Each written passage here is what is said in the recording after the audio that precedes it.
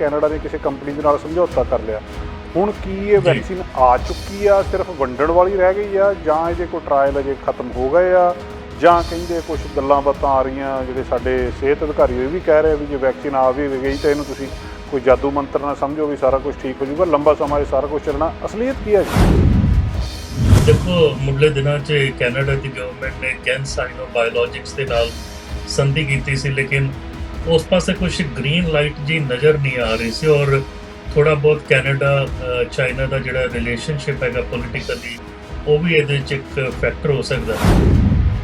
ਲੇਕਿਨ ਸਾਡੇ ਸਿਹਤ ਮੰਤਰੀ ਔਰ ਸਾਡੇ chief federal medical officer Theresa Tam, ਇਹਨਾਂ ਨੇ ਵੀ ਦੱਸਿਆ ਵੀ ਇਹ ਮਤਲਬ ਹੈ ਨਹੀਂ ਵੀ ਇਹਦੇ ਨਾਲ ਸਾਰੀ ਚੀਜ਼ਾਂ ਜਿਹੜੀਆਂ ਹੈਗੀਆਂ ਸਾਂਭ ਹੋ ਜਾਣੀਆਂ। ਸਾਨੂੰ ਕਰੋਨਾ ਦੇ ਨਾਲ, ਕੋਵਿਡ ਦੇ ਨਾਲ ਕੁਝ ਸਾਲ ਹੋਰ ਰਹਿਣਾ ਪੈਣਾ। ਗੱਲ ਇਹ ਹੈਗੀ ਵੀ ਇਸ ਵੇਲੇ ਹੁਣ 19 ਮਿਲੀਅਨ ਤੋਂ ਕੇਸ ਟੱਪ ਗਏ ਔਰ ਇਹਨਾਂ ਨੇ ਵੱਧ ਜਾਣਾ, ਇਹਨਾਂ ਨੇ ਰੁਕਣਾ ਤੇ ਹੈ ਨਹੀਂ। ਅਨੀਤਾ ਆਨੰਦ ਜੀ ਨੇ ਦੱਸਿਆ ਵੀ ਮੈਂ 70 ਮਿਲੀਅਨ ਸਿਰਿੰਜ, ਅਲਕੋਹਲ ਸਵਾਬ, ਬੈਂਡੇਜਸ ਜਿਹੜੀਆਂ ਉਹ ਵੀ ਆਰਡਰ ਕੀਤੀਆਂ, ਵੀ ਹੋ ਸਕਦਾ ਵੀ 2 ਡੋਜ਼ਸ ਦੇਣੇ ਪੈਣ। ਸੋ ਇਸ ਵੇਲੇ ਉਹ ਪ੍ਰਾਈਸ ਤਾਂ ਨਹੀਂ ਦੱਸ ਰਹੇ, ਲੇਕਿਨ ਜਦ ਮੈਂ ਪਿਛਲੇ ਹਫਤੇ ਤੁਹਾਡੇ ਨਾਲ ਸਾਂਝੀ ਕੀਤੀ ਸੀ ਉਦੋਂ ਟਰੰਪ ਸਾਹਿਬ ਨੇ ਵੀ ਮੋਡਰਨਾ ਔਰ ਆਕਸਫੋਰਡ ਤੋਂ ਆਰਡਰ ਦਿੱਤੇ ਸੀ ਤੇ ਉਹਨਾਂ ਨੂੰ $50 US ਪਰ ਡੋਜ਼ ਦਾ ਦਿੱਤਾ ਸੀ, ਮੀਨਸ 2 ਡੋਜ਼ $100 ਅਮਰੀਕਨ। ਸੋ ਕੈਨੇਡੀਅਨ ਤੁਸੀਂ ਫੜ ਲਓ $65 ਪਰ ਪੀਸ, ਹੈ ਨਾ। ਦਿੱਲੀ ਦੇ ਵਿੱਚ ਜਿਹੜਾ ਉਹਨਾਂ ਨੇ ਸਰਵੇ ਕੀਤਾ ਉਹਦੇ ਤੋਂ ਪਤਾ ਲੱਗਿਆ ਵੀ ਇੱਥੇ ਤਾਂ ਹਰ ਚੌਥੇ ਬੰਦੇ ਨੂੰ ਇਹ ਹੋ ਕੇ ਹਟ ਗਿਆ, ਜਾਂ ਉਹਦੇ ਵਿੱਚ ਕੀ ਐਂਟੀਬਾਡੀਜ਼ ਹੈਗੀਆਂ। ਇਸ ਵੇਲੇ ਉੱਥੇ ਕੀ ਸਥਿਤੀ ਹੈ, ਜਾਂ ਆਉਣ ਵਾਲੇ ਦਿਨਾਂ ਦੇ ਵਿੱਚ ਉੱਥੇ ਕੀ ਬਣੂਗਾ ਜੀ? ਅਜੇ ਵੀ ਨਾ ਮਹੀਨਾ ਹਿੰਦੁਸਤਾਨ ਦੇ ਵਿੱਚ ਵਾਇਰਸ ਜਿਹੜਾ ਹੈਗਾ ਮਹੀਨਾ ਕੋ ਹੋਰ ਅਜੇ ਤੰਗ ਕਰੂਗਾ। ਜਿਵੇਂ ਵਾਇਰਸ ਫੈਲ ਰਿਹਾ ਔਰ ਇਹ ਵਾਇਰਸ ਨੇ ਫੈਲਣਾ ਪੂਰੀ ਧਰਤੀ ਤੇ ਫੈਲਣਾ। ਸਾਨੂੰ ਕਈ ਵਾਰ ਮਾਈਲਡ ਇਨਫੈਕਸ਼ਨ ਹੋ ਕੇ ਅਸੀਂ ਠੀਕ ਹੋ ਜਾਣਾ, ਕਈ ਵਾਰ ਸਾਨੂੰ ਮੇਬੀ ਥੋੜੀ ਬਹੁਤ ਹੈਲਪ ਦੀ ਲੋੜ ਪੈਣੀ, ਕਈ ਵਾਰ ਸਾਨੂੰ ਹਸਪਤਾਲ ਜਾਣਾ ਪੈਣਾ। ਲੇਕਿਨ ਜੇ ਕਿ ਹਿੰਦੁਸਤਾਨ ਦੇ ਵਿੱਚ ਇੰਨੀ ਵੱਡੀ ਕੰਟਰੀ 1.3 ਬਿਲੀਅਨ ਦੀ ਆਬਾਦੀ ਆ, ਅਜੇ ਕੇਸਿਸ ਹੋਰ ਵਧਣਗੇ। ਅਸੀਂ ਗੱਲਬਾਤ ਕਰਨੀ ਆ ਡਾਕਟਰ ਪ੍ਰਗਟ ਸਿੰਘ ਭੁਰ ਜੀ ਹੁਣਾਂ ਨਾਲ। ਡਾਕਟਰ ਸਾਹਿਬ ਸਾਡੇ ਨਾਲ ਨੇ, ਉਹਨਾਂ ਦੇ ਨਾਲ ਗੱਲਬਾਤ ਕਰਦੇ ਹਾਂ, ਕੋਵਿਡ ਬਾਰੇ ਜਾਣਕਾਰੀ ਲੈਂਦੇ ਹਾਂ ਡਾਕਟਰ ਪ੍ਰਗਟ ਸਿੰਘ ਭੁਰ ਜੀ ਹੁਣਾਂ ਕੋਲੋਂ। ਇਸ ਵੇਲੇ ਕੀ ਸਥਿਤੀ ਆ ਕੋਵਿਡ ਦੀ, ਕਿੱਥੇ ਕੁ ਵੈਕਸੀਨ ਦਾ ਕੰਮ ਪਹੁੰਚਿਆ, ਅਸੀਂ BC ਦੇ ਵਿੱਚ ਕਿੰਨੇ ਕੁ ਕੇਸ ਹਾਲਤ ਦੇ ਵਿੱਚ ਆ, ਓਵਰਆਲ ਕੈਨੇਡਾ ਦੀ ਦੁਨੀਆ ਦੇ ਹਿਸਾਬ ਨਾਲ ਕੀ ਹਾਲਤ ਆ, ਇਹਦੇ ਬਾਰੇ ਕੁਝ ਗੱਲਾਂ ਬਾਤਾਂ ਉਹਨਾਂ ਦੇ ਨਾਲ ਅਸੀਂ ਕਰਨੀਆਂ ਆ। ਖਾਸ ਕਰ ਜਿਹੜੀ ਗੱਲਬਾਤ ਵੈਕਸੀਨ ਬਾਰੇ, ਕਿ ਕਦੇ ਇੱਦਾਂ ਲੱਗਣ ਲੱਗ ਜਾਂਦਾ ਵੀ ਇਹ ਵੈਕਸੀਨ ਆ ਗਈ, ਕਦੇ ਲੱਗਣ ਲੱਗ ਜਾਂਦਾ ਵੀ ਹੁਣ ਕੈਨੇਡਾ ਨੇ ਫਲਾਣੀ ਕੰਪਨੀ ਦੇ ਨਾਲ, ਫਾਈਜ਼ਰ ਦੇ ਨਾਲ ਸਮਝੌਤਾ ਕਰ ਲਿਆ, ਹੁਣ ਇਹ ਸਮਝੌਤਾ ਕਿੱਦਾਂ ਹੋ ਗਿਆ ਜਦੋਂ ਅਜੇ ਆਈ ਨਹੀਂ। ਸੋ ਇਹ ਸਾਰੀਆਂ ਗੱਲਾਂ ਬਾਤਾਂ ਉਹਨਾਂ ਦੇ ਨਾਲ ਕਰਦੇ ਹਾਂ। ਡਾਕਟਰ ਪ੍ਰਗਟ ਸਿੰਘ ਭੁਰ ਜੀ ਸਾਡੇ ਨਾਲ ਨੇ। ਡਾਕਟਰ ਸਾਹਿਬ ਬਹੁਤ ਬਹੁਤ ਸਵਾਗਤ ਹੈ ਜੀ, ਜੀ ਆਇਆਂ ਨੂੰ। ਬਹੁਤ ਬਹੁਤ ਧੰਨਵਾਦ ਜਸਕਰਨ ਜੀ, ਤੇ ਸਾਰੇ ਦੇਖਣ ਵਾਲਿਆਂ ਨੂੰ ਪਿਆਰ ਭਰੀ ਸਤਿ ਸ੍ਰੀ ਅਕਾਲ, ਨਮਸਤੇ, ਸਲਾਮ ਵਾਲੇਕੁਮ, ਵਾਹਿਗੁਰੂ ਜੀ ਕਾ ਖਾਲਸਾ, ਵਾਹਿਗੁਰੂ ਜੀ ਕੀ ਫਤਿਹ। ਵਾਹਿਗੁਰੂ ਖਾਲਸਾ, ਵਾਹਿਗੁਰੂ ਜੀ ਫਤਿਹ ਜੀ। ਡਾਕਟਰ ਸਾਹਿਬ ਸਾਨੂੰ ਥੋੜ੍ਹੀ ਜਿਹੀ ਵੈਕਸੀਨ ਬਾਰੇ ਜਾਣਕਾਰੀ ਦਿਓ ਜੀ। ਇੱਕ ਅਨਸਰਟਨਟੀ ਆ, ਕੱਲ੍ਹ ਇੱਕ ਖਬਰ ਆਈ ਸੀ ਕਿ ਕੈਨੇਡਾ ਨੇ ਕਿਸੇ ਕੰਪਨੀ ਦੇ ਨਾਲ ਸਮਝੌਤਾ ਕਰ ਲਿਆ। ਹੁਣ ਕੀ ਇਹ ਵੈਕਸੀਨ ਆ ਚੁੱਕੀ ਆ, ਸਿਰਫ ਵੰਡਣ ਵਾਲੀ ਰਹਿ ਗਈ ਆ, ਜਾਂ ਇਹਦੇ ਕੋਈ ਟਰਾਇਲ ਅਜੇ ਖਤਮ ਹੋ ਗਏ ਆ, ਜਾਂ ਕਹਿੰਦੇ ਕੁਝ ਗੱਲਾਂ ਬਾਤਾਂ ਆ ਰਹੀਆਂ ਜਿਹੜੇ ਸਾਡੇ ਸਿਹਤ ਅਧਿਕਾਰੀ ਇਹ ਵੀ ਕਹਿ ਰਹੇ ਵੀ ਜੇ ਵੈਕਸੀਨ ਆ ਵੀ ਗਈ ਤਾਂ ਇਹਨੂੰ ਤੁਸੀਂ ਕੋਈ ਜਾਦੂ ਮੰਤਰ ਨਾ ਸਮਝੋ ਵੀ ਸਾਰਾ ਕੁਝ ਠੀਕ ਹੋ ਜਾਊਗਾ, ਲੰਬਾ ਸਮਾਂ ਇਹ ਸਾਰਾ ਕੁਝ ਚੱਲਣਾ। ਅਸਲੀਅਤ ਕੀ ਹੈ ਜੀ? ਦੇਖੋ, ਮੁੱਢਲੇ ਦਿਨਾਂ 'ਚ ਕੈਨੇਡਾ ਦੀ ਗਵਰਨਮੈਂਟ ਨੇ ਕੈਨਸਾਈਨੋ ਬਾਇਓਲੋਜਿਕਸ ਦੇ ਨਾਲ ਸੰਧੀ ਕੀਤੀ ਸੀ, ਲੇਕਿਨ ਉਸ ਪਾਸੇ ਕੁਝ ਗ੍ਰੀਨ ਲਾਈਟ ਜੀ ਨਜ਼ਰ ਨਹੀਂ ਆ ਰਹੀ ਸੀ ਔਰ ਥੋੜਾ ਬਹੁਤ ਕੈਨੇਡਾ ਚਾਈਨਾ ਦਾ ਜਿਹੜਾ ਰਿਲੇਸ਼ਨਸ਼ਿਪ ਹੈਗਾ ਪੋਲੀਟੀਕਲੀ, ਉਹ ਵੀ ਇਹਦੇ 'ਚ ਇੱਕ ਫੈਕਟਰ ਹੋ ਸਕਦਾ।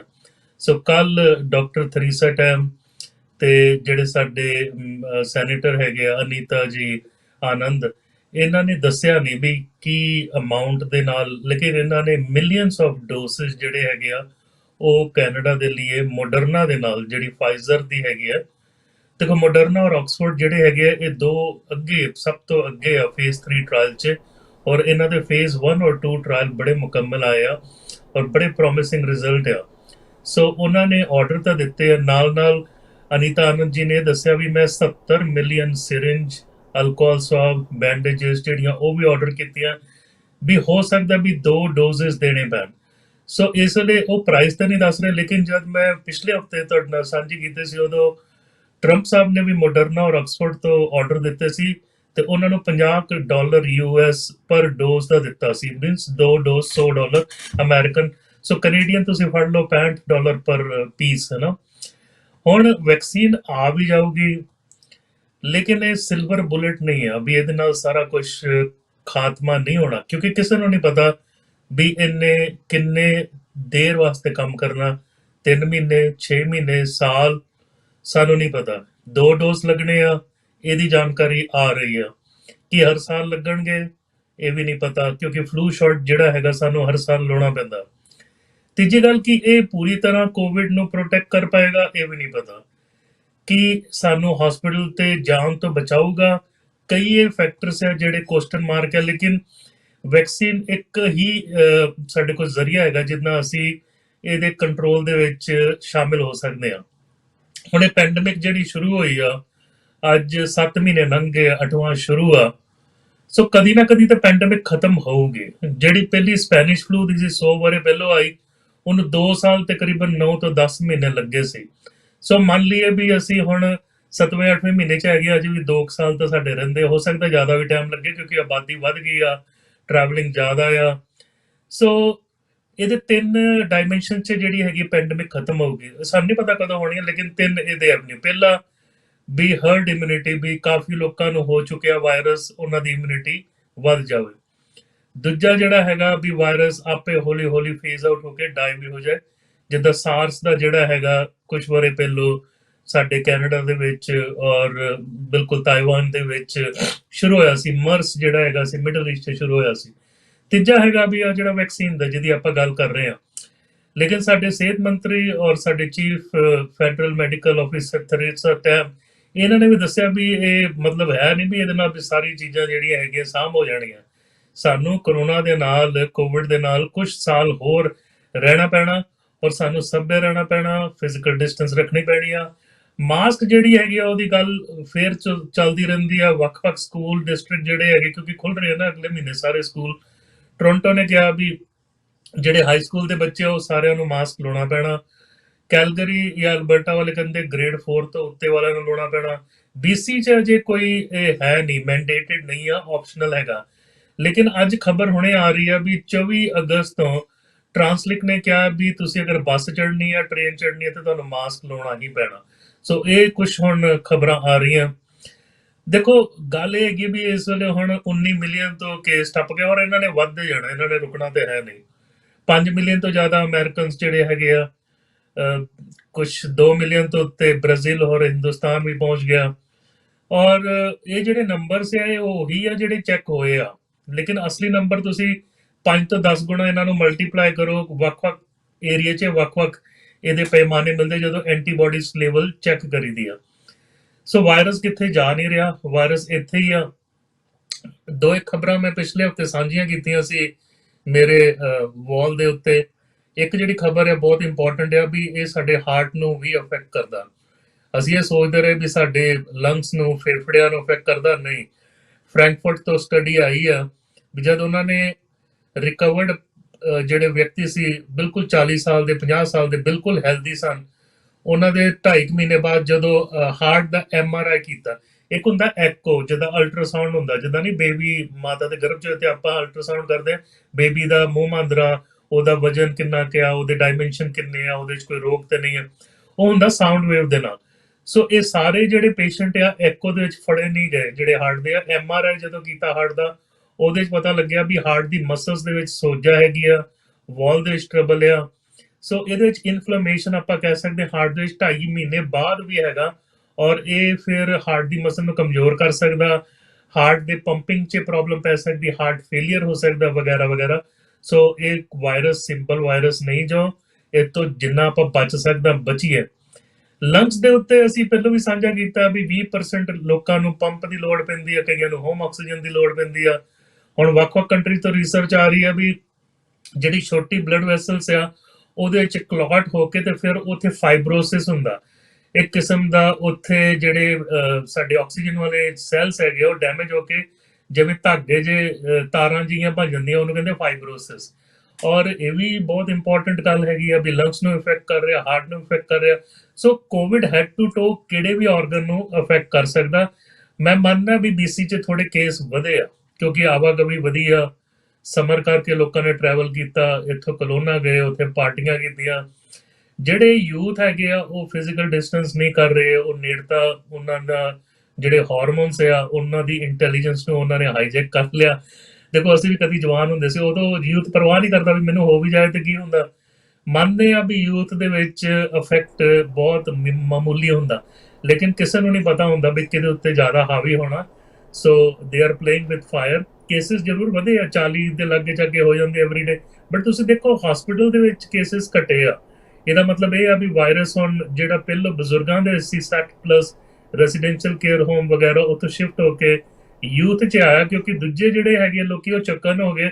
ਯੂਥ ਅਜੇ ਮੌਜ ਮਸਤੀ 'ਚ, ਉਹ ਕਹਿੰਦੇ ਅਸੀਂ ਸਮਰ ਇੰਜੋਏ ਕਰਨਾ।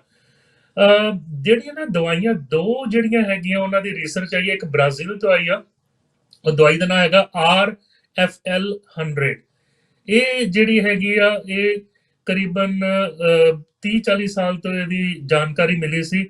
ਸਾਡੇ ਨਾ ਲੰਗਸ ਦੇ ਵਿੱਚ ਔਰ ਆਂਤੜੀਆਂ ਦੇ ਵਿੱਚ ਇੱਕ ਪੋਲੀਪੈਪਟਾਈਡ ਹੁੰਦਾ, ਵਾਜ਼ੋ ਐਕਟਿਵ VIP ਕਹਿੰਦੇ, ਇੰਟੈਸਟੀਨਲ ਪੋਲੀਪੈਪਟਾਈਡ, ਤੇ ਉਸ ਤੇ ਦਵਾਈ ਬਣਾਈ ਸੀ। ਇਹ ਜਿਹੜਾ ਸਾਡੇ ACE2 ਰਿਸੈਪਟਰਸ ਆ, ਉਹਨਾਂ 70% ਉਹ ਰਿਸੈਪਟਰਸ ਨੂੰ ਹੈਲਪ ਕਰਦਾ ਵੀ ਉੱਥੇ ਵਾਇਰਸ ਜਿਹੜਾ ਹੈਗਾ ਡੈਮੇਜ ਨਾ ਕਰੇ, ਔਰ ਅਗਰ ਵਾਇਰਸ ਲੰਗਸ 'ਚ ਚਲਾ ਗਿਆ ਤਾਂ ਉਹਨੂੰ ਕਲੀਅਰਿੰਗ 'ਚ ਹੈਲਪ ਕਰਦਾ। ਸੋ ਜਿਹੜੇ ਬਹੁਤ ਜ਼ਿਆਦਾ ਸਿੱਕ ਹੈਗੇ ਆ, ਹਸਪੀਟਲ 'ਚ ਐਡਮਿਟਡ ਸੀ, ਉਹਨਾਂ ਦਾ ਐਕਸਰੇ ਇੰਪਰੂਵ ਹੋਇਆ, ਉਹਨਾਂ ਦਾ ਬਲੱਡ ਦਾ ਆਕਸੀਜਨ ਮੈਜਰਮੈਂਟ ਕਰ ਰਹੇ ਸੀ ਇੰਪਰੂਵ ਹੋਇਆ, ਉਹਨਾਂ ਨੂੰ ਬਲੱਡ ਪ੍ਰੈਸ਼ਰ ਸਪੋਰਟ ਵਾਲੀਆਂ ਦਵਾਈਆਂ, ਕਿਉਂਕਿ ਉਹਨਾਂ ਦਾ ਕੋਲੈਪਸ ਹੋ ਜਾਂਦਾ ਪੂਰਾ ਸਿਸਟਮ, ਜਿਵੇਂ ਵੀ ਸ਼ੌਕ ਤੇ ਚਲੇ ਜਾਂਦੇ, ਉਹਨੂੰ ਕਹਿੰਦੇ ਵਾਸੋਪ੍ਰੈਸਨ, ਉਹਦੀ ਵੀ ਲੋਡ ਘੱਟ ਪਈ। ਸੋ 50% ਬੈਟਰ ਹੋਇਆ। ਦੂਜੀ ਜਿਹੜੀ ਇੱਕ ਦਵਾਈ ਹੈਗੀ ਆਰਥਰਾਈਟਿਸ 'ਚ ਅਸੀਂ ਯੂਜ਼ ਕਰਦੇ ਹਾਂ, ਉਹਦਾ ਨਾਮ ਹੈਗਾ ਟੋਸਿਲਾਜ਼ੂਮਾਬ। ਮੈਂ ਲੰਬਾ ਚੌੜਾ ਨਾਮ ਨਹੀਂ ਲੈਣਾ, ਲੇਕਿਨ ਅਸੀਂ ਆਰਥਰਾਈਟਿਸ 'ਚ ਯੂਜ਼ ਕਰਦੇ ਹਾਂ। ਇਹ ਸਾਡੀ ਇੰਟਰਲੂਕਨ 6 ਔਰ T ਸੈੱਲ ਦਾ ਜਿਹੜਾ ਏਰੀਆ ਉਹਨੂੰ ਸ਼ਾਂਤ ਕਰਦੀ ਆ, ਅਗੇਨ ਇਨਫਲੇਮੇਸ਼ਨ ਸ਼ਾਂਤ ਕਰਦੀ, ਜਿੱਦਾਂ ਆਪਾਂ ਡੈਕਸਾਮੈਥਾਸੋਨ ਦੀ ਗੱਲ ਕੀਤੀ ਸੀ। ਲੇਕਿਨ ਇਹ ਸਟੀਰੋਇਡ ਨਹੀਂ ਆ, ਇਹਨਾਂ ਦਾ ਕੋਈ ਸਾਈਡ ਇਫੈਕਟ ਵੀ ਨਹੀਂ ਹੈਗਾ, ਔਰ ਇਹ ਟੀਕੇ ਦੇ ਰੂਪ 'ਚ ਹੀ ਦੇਣੀ ਪੈਂਦੀਆਂ। ਸੋ ਕੋਵਿਡ ਕਿੱਥੇ ਨਹੀਂ ਗਿਆ, ਇਹ ਕਮਿਊਨਿਟੀ 'ਚ ਹੈਗਾ। ਇਸ ਤੋਂ ਸਾਨੂੰ ਪਰਹੇਜ਼ ਹੀ ਕਰਨੀ ਪੈਣੀ ਆ, ਬਚਣਾ ਪੈਣਾ। ਹੁਣ ਜਦੋਂ ਵੈਕਸੀਨ ਆ ਵੀ ਜਾਊਗੀ, ਸੋ ਇਹ ਰੈਸ਼ਨ ਕਿੱਦਾਂ ਕੀਤੀ ਜਾਊਗੀ? ਪਹਿਲੋਂ ਐਟ ਰਿਸਕ ਪੋਪੂਲੇਸ਼ਨ ਨੂੰ, ਜਿਹੜੇ ਹੈਲਥ ਕੇਅਰ ਵਰਕਰ, ਉਹਨਾਂ ਨੂੰ ਦਿੱਤੀ ਜਾਏਗੀ। ਅਖੀਰ 'ਚ ਫਿਰ ਜਿਹੜਾ ਆਵਾਮ ਹੈਗਾ ਉਹਦੀ ਝੋਲੀ 'ਚ ਪਊਗੀ। ਲੇਕਿਨ ਅਨੀਤਾ ਆਨੰਦ ਨੇ ਕਿਹਾ ਉਹਨੇ 70 million ਸਿਰਿੰਜਸ, alcohol swab, ਬੈਂਡੇਜਸ already order ਕੀਤੀਆਂ। ਇਹ ਨਹੀਂ ਦੱਸਿਆ, ਲੇਕਿਨ ਦੱਸਿਆ ਵੀ ਮਿਲੀਅਨਸ ਆਫ ਡੋਸਸ ਜਿਹੜੇ ਹੈਗੇ ਉਹਨਾਂ ਨੇ ਆਰਡਰ ਕੀਤੇ, ਔਰ ਕੀਮਤ ਵੀ ਨਹੀਂ ਦੱਸੀ। ਹੋਰ ਦੱਸਿਓ, ਬਹੁਤ ਸਾਰੇ ਮਾਪੇ ਦੁਚਿੱਤੀ 'ਚ ਆ, ਬੱਚਿਆਂ ਨੂੰ ਸਰਕਾਰ ਤਾਂ ਇੱਕ ਗੱਲ ਕਹਿ ਰਹੀ ਆ ਵੀ ਇੱਦਾਂ ਭੇਜ ਦਿਓ, ਇੱਦਾਂ ਜਿਹੜੇ ਇਹਨਾਂ ਦੇ ਲਰਨਿੰਗ ਗਰੁੱਪਸ ਬਣਾ ਦੇਣੇ ਆ, 60 ਰਹਿਣਗੇ, 120 ਇਕੱਠੇ ਰਹਿਣਗੇ BC ਦੇ ਵਿੱਚ। ਤੁਹਾਡੀ ਤੁਸੀਂ ਕੀ ਸਮਝਦੇ ਹੋ ਵੀ ਸੇਫ ਆ, ਬੱਚਿਆਂ ਨੂੰ ਭੇਜ ਦੇਣਾ ਚਾਹੀਦਾ? ਬੱਚਿਆਂ ਦਾ ਸਪੈਸ਼ਲਿਸਟ ਹੋਣ ਦੇ ਨਾਤੇ ਮੈਂ ਕਹੂੰਗਾ ਵੀ ਦੇਖੋ ਜਿਹੜੀ ਲਰਨਿੰਗ ਹੈਗੀ ਆ ਉਹਦਾ ਇੱਕੋ ਪੈਮਾਨਾ ਹੁੰਦਾ ਵੀ ਬੁੱਕਾਂ ਪੜ੍ਹਨੀਆਂ, ਮੈਮੋਰਾਈਜ਼ ਕਰਨੀ, ਵੀ ਉਹ ਚੀਜ਼ ਵੀ ਆ। ਲੇਕਿਨ ਜਿਹੜੀ ਸੋਸ਼ਲ ਔਰ ਇਮੋਸ਼ਨਲ ਲਰਨਿੰਗ ਆ ਉਹ ਬੱਚਾ ਸਕੂਲੇ ਸਿੱਖਦਾ, ਇਸ ਲਈ ਉਹਨੂੰ ਗਰੁੱਪਸ, ਉਹ ਫਰੈਂਡਸ, ਟੀਚਰ, ਉਹ ਮਾਹੌਲ, ਉਹ ਡਿਸਿਪਲਿਨ, ਉਹ ਵੀ ਜ਼ਰੂਰੀ ਆ। ਮੈਂ ਇਸ ਹੱਕ 'ਚ ਹੈਗਾ ਵੀ ਸਕੂਲ ਖੁੱਲ੍ਹਣੇ ਚਾਹੀਦੇ ਆ। ਹੁਣ ਦੇਖੋ ਵੱਖ-ਵੱਖ ਕੰਟਰੀ 'ਚ ਸਕੂਲ ਖੁੱਲ੍ਹੇ ਵੀ ਆ, ਕਈ ਜਗ੍ਹਾ ਥੋੜ੍ਹੀ ਟਰਬਲ ਆਈ ਆ, ਕਈ ਜਗ੍ਹਾ ਬਹੁਤ ਵਧੀਆ ਰਿਹਾ। ਔਰ ਕੋਵਿਡ ਉੱਦਾਂ ਵੀ ਬੱਚਿਆਂ 'ਚ 0.7% ਹੋਇਆ ਪੂਰੇ ਕੈਨੇਡਾ 'ਚ। ਔਰ ਬੱਚਿਆਂ ਦੇ ਵਿੱਚ ਅਗਰ ਆਪਾਂ ਆਖੀਏ ਤੇ ਜਿਹੜੇ ਜ਼ਿਆਦਾ ਸਿੱਕ ਹੋਏ ਬੱਚੇ ਉਹ ਬਹੁਤ ਰੇਅਰ ਮਿਲਣਗੇ ਤੁਹਾਨੂੰ, ਤੁਸੀਂ ਹੱਥ ਦੀ ਉਂਗਲਾਂ 'ਚ ਕਾਊਂਟ ਕਰ ਸਕਦੇ ਹੋ ਉਹਨਾਂ ਨੂੰ ਪੂਰੇ ਕੈਨੇਡਾ 'ਚ। ਸੋ ਇਹ ਵਾਇਰਸ ਬਹੁਤ ਘੱਟ ਹੈਗਾ ਬੱਚਿਆਂ 'ਚ, ਅਗਰ ਹੁੰਦਾ ਵੀ ਆ ਤੇ ਇੰਨਾ ਜ਼ਿਆਦਾ ਟਰਬਲ ਨਹੀਂ ਦਿੰਦਾ। ਪ੍ਰਿਡਿਕਸ਼ਨ ਆਪਾਂ ਕਰ ਨਹੀਂ ਸਕਦੇ, ਕੋਈ ਬੱਚਾ ਜ਼ਿਆਦਾ ਵੀ ਸਿੱਕ ਹੋ ਸਕਦਾ, ਲੇਕਿਨ ਮੈਂ ਇਸ ਹੱਕ 'ਚ ਵੀ ਸਕੂਲ ਜਾਣਾ ਚਾਹੀਦਾ। ਦੂਜਾ ਮੈਂ ਇਹ ਵੀ ਹੱਕ 'ਚ ਹੈਗਾ ਵੀ ਮਾਸਕ ਜਿਹੜੇ ਹੈਗੇ ਆ, ਦੇਖੋ ਮੈਂ ਮੰਨਦਾ ਨਿੱਕਾ ਨਿਆਣਾ ਕਿੰਡਰਗਾਰਟਨ ਦਾ ਗ੍ਰੇਡ 1 2 3 ਦਾ ਉਹ ਨਹੀਂ ਮਾਸਕ ਦੀ ਇੰਨੀ ਸੰਭਾਲ ਕਰ ਸਕਦਾ, ਲੇਕਿਨ ਜਿਹੜੇ ਗ੍ਰੇਡ 4 ਵਾਲੇ ਉਹ ਤੇ ਪੂਰੀ ਤਰ੍ਹਾਂ ਸਮਝ ਸਕਦੇ ਆ, 8-9 ਸਾਲ 'ਚ ਅਕਲ ਆ ਜਾਂਦੀ ਆ। ਸੋ ਮਾਸਕ ਆਪਾਂ ਲਾ ਕੇ ਜਾਈਏ, ਕਿਉਂਕਿ ਆਪਣੇ ਆਪ ਦੀ ਪ੍ਰੋਟੈਕਸ਼ਨ, ਔਰ ਅਗਰ ਵਾਇਰਸ ਹੈਗਾ ਉਸ ਤੋਂ ਵੀ ਤੁਹਾਨੂੰ ਪ੍ਰੋਟੈਕਸ਼ਨ ਮਿਲ ਸਕਦੀ ਆ। ਮਾਸਕ ਬਾਰੇ ਐਜੂਕੇਸ਼ਨ ਵੀ ਦੇਣੀ ਚਾਹੀਦੀ ਆ, ਹੈਂਡ ਸੈਨੀਟਾਈਜੇਸ਼ਨ, ਕਿਉਂਕਿ ਸਕੂਲ ਇਹਨਾਂ ਨੇ ਮੇਰੇ ਖਿਆਲ ਨਾਲ ਵਿੱਚ ਇੱਕ ਦਿਨ ਬੰਦ ਕਰਕੇ ਉਹਨੂੰ ਸੈਨੀਟਾਈਜ਼ ਵੀ ਕਰਨਾ, ਦੁਪਹਿਰੇ ਵੀ ਕਰਨਾ। ਸੋ ਆਪਣੇ ਵੱਲੋਂ ਇਹ ਸਾਰੇ ਪ੍ਰੋਟੋਕੋਲ ਫੋਲੋ ਕਰ ਰਹੇ, ਔਰ ਵੱਖ-ਵੱਖ ਪ੍ਰੋਵਿੰਸ 'ਚ ਵੱਖ-ਵੱਖ ਚੀਜ਼ਾਂ ਚੱਲ ਰਹੀਆਂ। ਇਹਦੇ ਵਿੱਚ ਗਵਰਨਮੈਂਟ ਮਨੀ ਵੀ ਪਾ ਰਹੀ ਹੈ ਵੀ ਕਸਟੋਡੀਅਨ ਸਾਫ਼ ਕਰਨ ਬਜਾਏ ਕਿ ਟੀਚਰ ਦੇ ਉੱਤੇ ਲੋਡ ਨਾ ਪਵੇ। ਮੇਰਾ 2-3 ਦਿਨ ਪਹਿਲਾਂ ਇੱਕ ਪੇਸ਼ੈਂਟ ਹੈਗਾ ਜਿਹਨੂੰ ਕਿਡਨੀਜ਼ ਦੀ ਪ੍ਰੋਬਲਮ ਹੈਗੀ ਆ, ਉਹ ਸਟੀਰੋਇਡ ਲੈ ਰਿਹਾ, ਉਹਨੂੰ ਐਜ਼ਮਾ, ਤੇ ਮੈਂ ਉਹਦੇ ਲਈ ਲੈਟਰ ਲਿਖਿਆ ਵੀ ਨਹੀਂ, ਇਹਨੂੰ ਸਕੂਲ ਨਾ ਭੇਜਿਆ ਜਾਏ ਕਿਉਂਕਿ ਇਹ ਐਟ ਰਿਸਕ ਹੈਗਾ, ਇਹਦੀ ਵਰਚੁਅਲ ਲਰਨਿੰਗ ਹੋਈ ਜਾਏ। ਲੇਕਿਨ ਉਹਦੀ ਸਿਸਟਮ ਬਿਲਕੁਲ ਠੀਕ ਆ, ਉਹ ਜਾਊਗੀ ਸਕੂਲੇ। ਸੋ ਆਪਾਂ ਨੂੰ ਦੇਖਣਾ ਪੈਣਾ ਕੇਸ ਟੂ ਕੇਸ। ਅਗਰ ਬੱਚਾ ਬਿਮਾਰ ਹੈਗਾ, ਉਹਨੂੰ ਕੋਈ ਕ੍ਰੋਨਿਕ ਹੈਲਥ ਕੰਡੀਸ਼ਨ ਆ ਜਿਹਦੇ ਵਿੱਚ ਅਗਰ ਉਹਨੂੰ ਕੋਵਿਡ ਹੋਇਆ ਤੇ ਉਹਦੀ ਹਾਲਤ ਖਰਾਬ ਹੋ ਸਕਦੀ ਆ, ਉਹਦੇ ਵਿੱਚ ਉਹਨਾਂ ਦਾ ਬੱਚਿਆਂ ਦਾ ਸਪੈਸ਼ਲਿਸਟ ਜਿਹੜਾ ਹੈਗਾ ਐਗਜ਼ੈਂਪਸ਼ਨਸ ਲਿਖ ਸਕਦਾ। ਡਾਕਟਰ ਸਾਹਿਬ, ਆਪਾਂ BC ਦੀ ਗੱਲ ਕੀਤੀ, ਕੈਨੇਡਾ ਦੀ ਗੱਲ ਕੀਤੀ, ਇੰਡੀਆ ਬਾਰੇ ਕੁਝ ਅਪਡੇਟ ਹੈ ਜੀ? 2 ਬਿਲੀਅਨ ਦੇ ਨੇੜੇ ਕੇਸਿਸ ਪਹੁੰਚਣ ਲੱਗੇ ਆ, ਔਰ ਦਿੱਲੀ ਦੇ ਵਿੱਚ ਜਿਹੜਾ ਉਹਨਾਂ ਨੇ ਸਰਵੇ ਕੀਤਾ ਉਹਦੇ ਤੋਂ ਪਤਾ ਲੱਗਿਆ ਵੀ ਇੱਥੇ ਤਾਂ ਹਰ ਚੌਥੇ ਬੰਦੇ ਨੂੰ ਇਹ ਹੋ ਕੇ ਹਟ ਗਿਆ, ਜਾਂ ਉਹਦੇ ਵਿੱਚ ਕੀ ਐਂਟੀਬਾਡੀਜ਼ ਹੈਗੀਆਂ। ਇਸ ਵੇਲੇ ਉੱਥੇ ਕੀ ਸਥਿਤੀ ਹੈ, ਜਾਂ ਆਉਣ ਵਾਲੇ ਦਿਨਾਂ ਦੇ ਵਿੱਚ ਉੱਥੇ ਕੀ ਬਣੂਗਾ ਜੀ?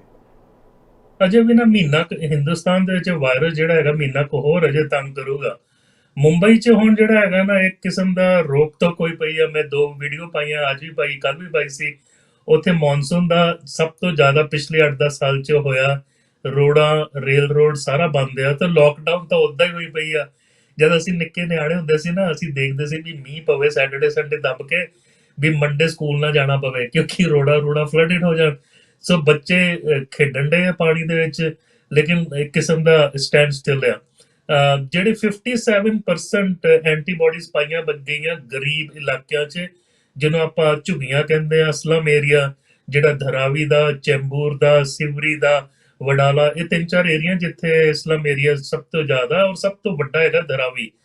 ਜਿਹੜੇ ਆਮ ਏਰੀਆ, ਜਿਹੜਾ ਮਿਡਲ ਕਲਾਸ ਕਹਿ ਲਓ ਜਾਂ ਜਿਹੜਾ ਰਿਚ ਕਲਾਸ ਕਹਿ ਲਓ, ਉੱਥੇ 16% ਲੋਕਾਂ ਦੇ ਵਿੱਚ ਐਂਟੀਬਾਡੀਜ਼ ਪਾਈਆਂ ਗਈਆਂ।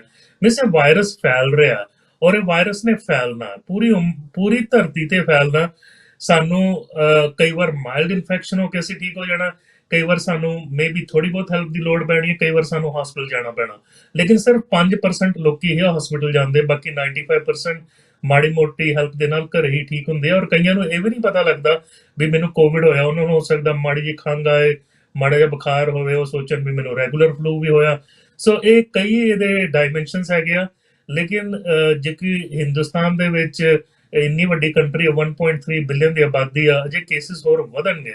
ਔਰ ਉਹਨਾਂ ਦੇ ਜਿਹੜੇ, ਮੈਂ ਵੀ ਕਹਿੰਦਾ ਵੀ BC 'ਚ ਅਗਰ ਆਪਾਂ ਕਹਿੰਦੇ ਆ ਵੀ ਅਸੀਂ 3500 4000 ਦੇ ਲੱਗੇ ਆ, ਤੇ ਉਹਨੂੰ 8 ਤੋਂ 10 ਦੇ ਨਾਲ ਮਲਟੀਪਲਾਈ ਕਰਨਾ ਚਾਹੀਦਾ। ਐਕਚੁਅਲ ਕੇਸਿਸ ਤਾਂ ਮਚ ਮੋਰ ਹੈਗੇ ਆ, ਜਦੋਂ ਆਪਾਂ ਐਂਟੀਬਾਡੀ ਟੈਸਟ ਕਰਕੇ ਲਾਈਫ ਲੈਬ ਤੋਂ ਇੱਥੇ ਵੀ ਚੈੱਕ ਕੀਤਾ ਸੀ। ਡਾਕਟਰ ਸਾਹਿਬ, ਜਿਹੜਾ ਇੱਕ ਦੋ ਹੋਰ ਗੱਲਾਂ ਇਸੇ COVID-19 ਦੇ ਸੰਬੰਧ ਵਿੱਚ ਜਿਹੜੀਆਂ ਸਾਡੇ ਸਾਹਮਣੇ ਆਉਂਦੀਆਂ, ਜਿਹੜੇ ਹੁਣ ਕਹਿੰਦੇ ਆਉਣ ਵਾਲੇ ਥੋੜ੍ਹੇ ਦਿਨਾਂ ਨੂੰ, ਜਾਂ ਜਦੋਂ ਵੀ ਆਹ ਫਲੂ ਸੀਜ਼ਨ ਹੁੰਦਾ ਆ, ਕਿ ਇਸ ਸਮੇਂ ਦੇ ਵਿੱਚ ਇਹ ਜ਼ਿਆਦਾ ਵੱਧ ਸਕਦਾ। ਜਿਹੜੇ ਫਲੂ ਸ਼ਾਟਸ ਆ ਉਹ ਇਸ ਵਾਰ ਲੱਗ ਰਹੇ ਆ ਜਾਂ ਲੱਗਣੇ ਆ, ਤੇ ਕੀ ਉਹ ਲਵਾਉਣੇ ਚਾਹੀਦੇ ਉਸੇ ਤਰ੍ਹਾਂ ਜੀ, ਜਿਹੜੇ ਮਤਲਬ ਉਹ ਵਾਇਰਸ ਤੋਂ ਬਚਣ ਦੇ ਲਈ? ਬਿਲਕੁਲ ਸਹੀ ਆਨਸਰ ਹੈਗਾ ਵੀ ਜਿਹੜਾ ਵਾਇਰਸ ਇਨਫਲੂਐਂਜ਼ਾ ਦਾ ਹੈਗਾ, ਉਹਦੇ ਵਿੱਚ ਜਿਹੜਾ ਫਲੂ ਸ਼ਾਟ ਸਾਨੂੰ ਅਸੀਂ ਕਰੀਬਨ ਅਕਤੂਬਰ ਦੇ ਲਾਗੇ ਚੱਗੇ ਆਉਂਦਾ ਹੈ ਨਾ, ਜਦੋਂ ਪਤਝੜ ਦਾ ਮੌਸਮ ਹੁੰਦਾ, ਤੇ ਉਹਦੇ ਵਿੱਚ 4 ਇਨਫਲੂਐਂਜ਼ਾ ਦੇ ਵਾਇਰਸ ਪਾਏ ਹੁੰਦੇ ਆ, ਜਿਹੜੇ ਵਾਇਰੋਲੋਜਿਸਟ ਪੂਰੇ ਧਰਤੀ ਦੇ ਉੱਤੇ ਮੀਟਿੰਗ ਕਰਕੇ ਦੇਖਦੇ ਵੀ ਆਹ ਵਾਇਰਸ ਵੱਧ ਰਿਹਾ, ਇਹਨੂੰ ਆਪਾਂ ਕਾਬੂ ਕਰਨਾ। H1N1 ਹੋ ਸਕਦਾ, H3N1 ਹੋ ਸਕਦਾ, ਕਈ ਵਾਰ ਸਿੰਗਾਪੁਰ, ਕਈ ਵਾਰ ਤਾਇਵਾਨ, ਵੱਖ-ਵੱਖ ਨਾਂ ਹੁੰਦੇ ਆ। ਹੁਣ ਤੁਸੀਂ ਦੇਖੋ ਇਸ ਵੇਲੇ ਲਗਭਗ ਆਸਟ੍ਰੇਲੀਆ ਦੇ ਵਿੱਚ ਕੇਸਿਸ ਕਿਉਂ ਵੱਧ ਰਹੇ ਆ, ਕਿਉਂਕਿ ਉੱਥੇ ਸਿਆਲ ਸ਼ੁਰੂ ਹੋ ਗਿਆ, ਔਰ ਸਿਆਲਾਂ ਦੇ ਵਿੱਚ ਜਿਹੜਾ ਚੈਸਟ ਦਾ ਵਾਇਰਸ ਆ ਉਦਾਂ ਹੀ ਹਾਵੀ ਹੁੰਦਾ। ਔਰ ਇਨਫਲੂਐਂਜ਼ਾ ਔਰ ਕੋਵਿਡ ਦੋਵੇਂ ਪ੍ਰੀਡੋਮੀਨੈਂਟਲੀ ਤੇ ਸਾਡੇ ਲੰਗਸ ਦੇ ਰੂਟ ਦੇ ਨਾਲ ਹੀ ਜਾਂਦੇ, ਜਿਵੇਂ ਨੱਕ ਤੋਂ, ਮੂੰਹ ਤੋਂ ਜਾਂ ਅੱਖਾਂ ਤੋਂ ਅੰਦਰ ਜਾਂਦੇ, ਔਰ ਲੰਗਸ ਨੂੰ ਪ੍ਰੀਡੋਮੀਨੈਂਟਲੀ ਅਫੈਕਟ ਕਰਦੇ ਆ। ਹੁਣ ਜਿਹੜੀ ਇੰਗਲੈਂਡ ਦੇ ਵਿੱਚ ਰਿਸਰਚ ਆਈ ਆ, ਉਹਨਾਂ ਨੇ ਰੈਪਿਡ ਡਾਇਗਨੋਸਿਸ 90 ਮਿੰਟ ਦਾ ਇੱਕ ਟੈਸਟ ਨਿਯੁਕਤ ਕੀਤਾ, ਜਿਹਦੇ ਵਿੱਚ ਉਹ ਦੱਸ ਸਕਦੇ ਆ ਵੀ ਤੁਹਾਨੂੰ ਰੈਗੂਲਰ ਫਲੂ ਹੋਇਆ, ਇਨਫਲੂਐਂਜ਼ਾ, ਜਾਂ ਕੋਵਿਡ ਹੋਇਆ, ਜਾਂ ਦੋਵੇਂ ਹੋਇਆ। ਕੋਈ ਵਿਅਕਤੀ ਨੂੰ ਦੋਵੇਂ ਵੀ ਹੋ ਸਕਦੇ, ਜਾਂ ਕਿਸੇ ਨੂੰ ਇੱਕ ਹੋ ਸਕਦਾ, ਜਾਂ ਦੂਜਾ ਹੋ ਸਕਦਾ। ਸੋ ਕੈਨੇਡਾ ਨੂੰ ਵੀ ਇਹੋ ਜਿਹੇ ਜਿਹੜੇ ਹੈਗੇ ਡਾਇਗਨੋਸਟਿਕ ਕਿਟਸ ਜਿਹੜੇ ਹੈਗੇ ਆ ਲੈ ਕੇ ਆਉਣੇ ਚਾਹੀਦੇ ਆ। ਇਸ ਵੇਲੇ ਸੋ ਫਾਰ ਕੈਨੇਡਾ ਦੇ ਵਿੱਚ ਇਹੋ ਜਿਹਾ ਕੋਈ ਡਾਇਗਨੋਸਟਿਕ ਕਿਟ ਨਹੀਂ ਹੈਗਾ। ਸਾਨੂੰ ਇੰਡੀਵਿਜੂਅਲੀ ਸੈਪਰੇਟ ਜਿਹੜਾ ਹੈਗਾ ਉਹ ਇਨਫਲੂਐਂਜ਼ਾ ਦਾ ਡਾਇਗਨੋਸਿਸ ਕਰਨਾ ਪਊਗਾ, ਸੈਪਰੇਟ ਕੋਵਿਡ ਦਾ ਕਰਨਾ ਪਊਗਾ। ਪਹਿਲੋਂ ਵੀ ਜਦੋਂ ਕੋਵਿਡ ਚੱਲ ਰਿਹਾ ਸੀ ਨਾ, ਜਿਹੜੇ ਅਸੀਂ ਸਵਾਬ ਭੇਜ ਰਹੇ ਸੀ ਰੈਗੂਲਰ ਇਨਫਲੂਐਂਜ਼ਾ ਦਾ, ਉਹ ਕੋਵਿਡ ਦਾ ਵੀ ਨਾਲ ਕਰ ਰਹੇ ਸੀ। ਸੋ ਲੇਕਿਨ ਇਹ 2 ਵੱਖਰੇ ਟੈਸਟ ਜਿਹੜੇ ਹੈਗੇ ਸੋ ਫਾਰ ਹੈਗੇ ਆ। ਰੈਪਿਡ ਡਾਇਗਨੋਸਟਿਕ ਟੈਸਟ ਜ਼ਰੂਰ ਬਣਨਾ ਚਾਹੀਦਾ ਮੇਰੇ ਖਿਆਲ ਦੇ ਨਾਲ। ਜਿਹੜਾ ਸਾਹ, ਜਾਂ ਜਿੱਦਾਂ ਪੁਲਿਸੀਆ ਨਹੀਂ ਬ੍ਰੈਥ ਐਨਾਲਾਈਜ਼ਰ ਕਰਦੇ ਆ, ਕਿੰਨੀ ਸ਼ਰਾਬ ਪੀਤੀ, alcohol level, eventually breath test ਬਣੂਗਾ, ਕੰਪਿਊਟਰ ਉਹਦੇ ਵਿੱਚ ਚੈੱਕ ਕਰੂਗਾ। ਇਹ ਟਰੈਵਲਿੰਗ ਜਦੋਂ ਸ਼ੁਰੂ ਹੋਣੀ ਆ ਗਾਂਹ ਚੱਲ ਕੇ, ਉਹਦੇ ਵਿੱਚ ਵੀ ਬਹੁਤ ਸਹਾਈ ਹੋਊਗਾ।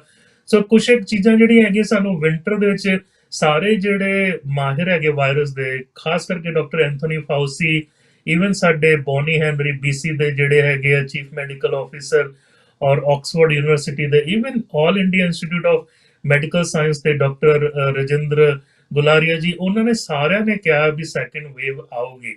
ਹੁਣ ਟ੍ਰੈਡੀਸ਼ਨਲੀ ਸੈਕੰਡ ਵੇਵ ਕਿੰਨੀ ਹਾਈ ਹੁੰਦੀ ਆ, ਕਿੰਨੀ ਟਰਬਲ ਦਿੰਦੀ ਆ, ਇਹ ਇਸ ਵੇਲੇ ਸਾਨੂੰ ਕਹਿਣਾ ਔਖਾ। ਲੇਕਿਨ ਜੋ ਅਸੀਂ ਫਸਟ ਵੇਵ ਤੋਂ ਸਿੱਖਿਆ, ਅਗਰ ਉਹੀ ਮੈਜਰਸ ਆਪਾਂ ਇੰਪਲੀਮੈਂਟ ਕਰਾਂਗੇ ਤੇ ਅਸੀਂ ਸ਼ਾਇਦ ਲੋਕਡਾਊਨ 'ਚ ਨਾ ਜਾਈਏ, ਸ਼ਾਇਦ ਅਸੀਂ ਇੰਨੀ ਹਸਪੀਟਲ ਐਡਮਿਸ਼ਨ ਨਾ ਹੋਵੇ ਔਰ ਇੰਨੇ ਡੈਥਸ ਵੀ ਨਾ ਹੋਣ।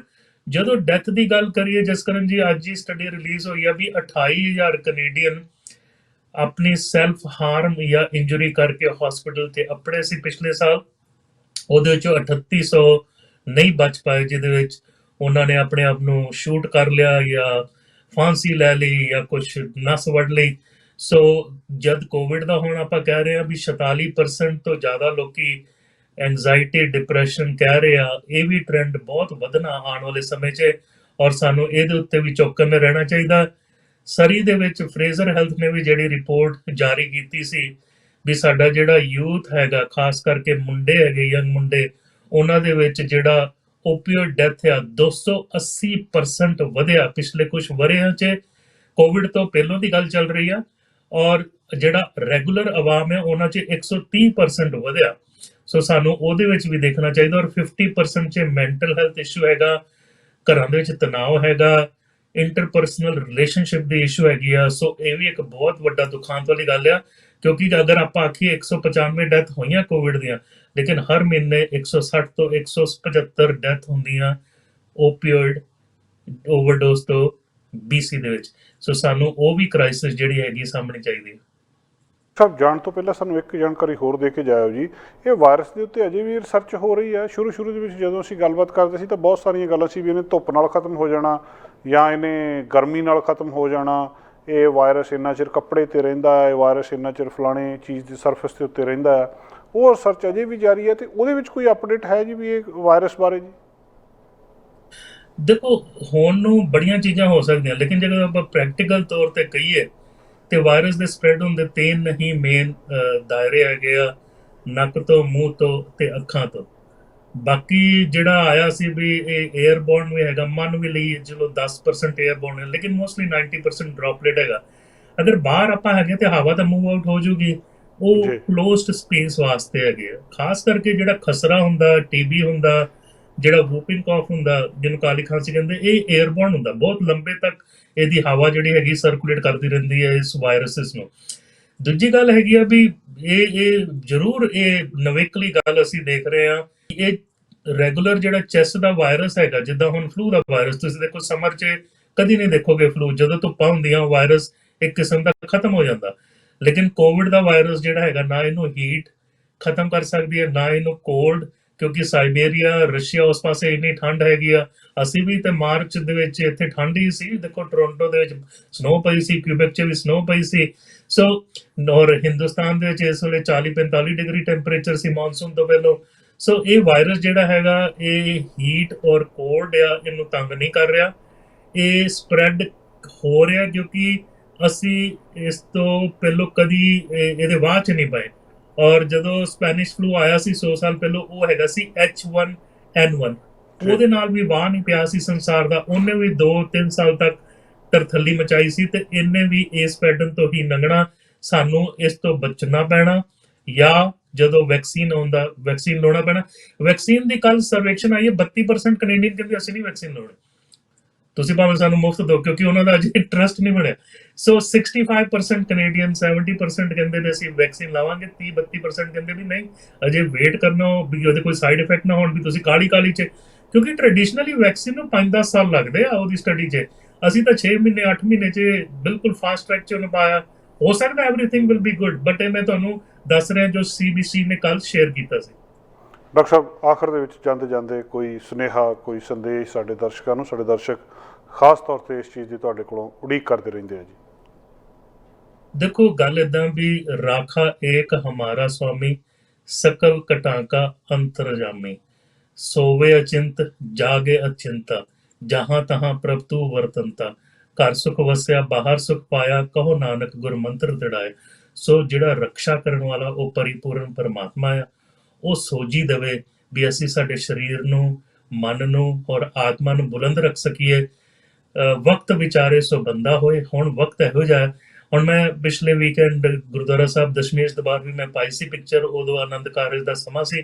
ਬੜੀ ਅੱਛੀ ਤਰੀਕੇ ਦੇ ਨਾਲ 20 ਮੁੰਡੇ ਵਾਲੇ ਪਾਸੋਂ ਸੀ, 20 ਕੁੜੀ ਵਾਲੇ ਪਾਸੋਂ ਸੀ, ਰਾਗੀ ਜਥਾ ਤੇ ਦੂਜੀ ਟੋਟਲ 50 ਤੋਂ ਥੱਲੇ ਸੀ। ਸੋ ਇਹ ਵਕਤ ਦੇ ਹਿਸਾਬ ਦੇ ਨਾਲ ਅਸੀਂ ਜਿਹੜਾ ਹੈਗਾ ਵਿਚਾਰ ਕਰਨਾ। ਫਿਜ਼ੀਕਲ ਡਿਸਟੈਂਸ, ਮਾਸਕ ਜ਼ਰੂਰ ਪਾਓ, ਕਿਉਂਕਿ ਮਾਸਕ ਜਿਹੜਾ ਹੈਗਾ ਜਿਹੜੀ ਕੰਟਰੀ ਨੇ ਯੂਜ਼ ਕੀਤਾ ਉੱਥੇ ਘੱਟ ਹੋ ਗਿਆ, ਕੋਵਿਡ ਹੋਇਆ ਔਰ ਘੱਟ ਲਾਈਵਸ ਗਈਆਂ। ਔਰ ਮਾਨਸਿਕਤਾ ਦੇ ਤੌਰ ਦੇ ਉੱਤੇ ਆਪਣੇ ਆਪ ਨੂੰ ਬੁਲੰਦ ਕਰੋ। ਸਵੇਰੇ ਉੱਠੋ, ਅੰਮ੍ਰਿਤ ਵੇਲਾ ਸੱਚ ਨਾਉ ਵਡਿਆਈ ਵਿਚਾਰ, ਕਰਮੀ ਆਵੇ ਕਪੜਾ ਨਦਰੀ ਮੋਗ ਦਵਾਰ। ਸੋ ਜਿਹੜਾ ਅੰਮ੍ਰਿਤ ਵੇਲੇ ਦੀ ਸੰਭਾਲ ਆ ਉਹ ਆਪਾਂ ਜ਼ਰੂਰ ਕਰੀਏ। ਔਰ ਦੇਖੋ, ਇਹ ਜੀਵਨ ਜਿਹੜਾ ਹੈਗਾ ਇੱਕ ਮੌਕਾ ਹੈਗਾ ਆਤਮਾ ਨੂੰ ਪਰਮਾਤਮਾ ਦੇ ਨਾਲ ਜੋੜਨ ਦਾ। ਸੋ ਲੋਕ ਸੁਖੀਏ ਪਰ ਲੋਕ ਸੁਹਾਇਲੇ, ਨਾਨਕ ਹਰ ਪ੍ਰਭ ਆਪੇ ਮਿਲੇ। ਵਾਹਿਗੁਰੂ ਜੀ ਕਾ ਖਾਲਸਾ, ਵਾਹਿਗੁਰੂ ਜੀ ਕੀ ਫਤਿਹ। ਬਹੁਤ ਬਹੁਤ ਸ਼ੁਕਰੀਆ ਡਾਕਟਰ ਸਾਹਿਬ, ਮਿਹਰਬਾਨੀ ਜੀ। ਦੋਸਤੋ, ਇਹ ਸਨ ਡਾਕਟਰ ਪ੍ਰਗਟ ਸਿੰਘ ਪੁਰ ਜੀ। ਇਹਨਾਂ ਦੇ ਨਾਲ ਕੋਵਿਡ ਸੰਬੰਧੀ ਅਸੀਂ ਅਪਡੇਟ ਇਹਨਾਂ ਤੋਂ ਲਈ ਹੈ। ਅੱਜ ਦੇ ਪ੍ਰੋਗਰਾਮ ਨੂੰ ਇੱਥੇ ਸਮਾਪਤ ਕਰਦੇ ਹਾਂ। ਸੋਮਵਾਰ ਫੇਰ ਤੁਹਾਡੇ ਨਾਲ ਮੁਲਾਕਾਤ ਹੋਏਗੀ। ਤਦ ਤੱਕ ਅਲਵਿਦਾ ਦੋਸਤੋ। ਸਾਡਾ ਹਰ ਇੱਕ ਪ੍ਰੋਗਰਾਮ ਵੇਖਣ ਤੇ ਸਾਡੇ ਨਾਲ ਜੁੜਨ ਲਈ ਸਬਸਕ੍ਰਾਈਬ ਕਰੋ ਚੈਨਲ ਪੰਜਾਬੀ ਤੇ ਨੋਟੀਫਿਕੇਸ਼ਨ ਲਈ ਬੈਲ ਆਈਕਨ ਵਾਲੇ ਬਟਨ ਤੇ ਕਲਿੱਕ ਕਰੋ।